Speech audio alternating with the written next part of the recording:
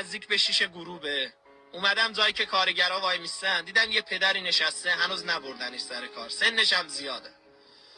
خدا رو قسم میدم به عزتش هیچ پدری شرمنده نباشه که تا این وقت بشینه که به امید اینکه بره سر کار. خوبی؟ یالا چه خبر؟ چند سالت عمو؟ 65 ساله. بچه داری؟ 4 تا دختر. سالتن کجایی؟ سالتن در خدا دیگه خسته شدیم، یعنی دیگه نمیتونیم کارم باشه با یکی بیاد ما رو ببره سر کار، اینقدر میگه شما پیرید شما اینقدر گران شده مجبورم بمونم، یکی بیاد سر منو ببره سر کار. چیکار کنم؟ برم خونه چیکار کنم؟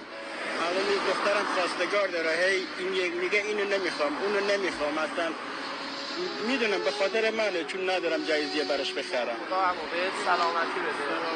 بیا این بر یه لحظه بیا اینجا، ببخشید بیا عمو جان، این 2 تا کیسه برنج در نکنه فدات بشم، این 40 میلیون تومان پوله از طرف ما خدمت شما. واقعا دست در نکنه. آره واقعا خدمت شما. دیگه باورم نمیشه. آره باورت شد. انشالله خدا بهت سلامتی بده. قربون تو برم. یه گفت کردم نمیدونم چی بده که ندونی از کجا برات اومده. فدای تو بشم. دعا کن واسه اون کسی که این پولو فرستاد. بدم دست شما.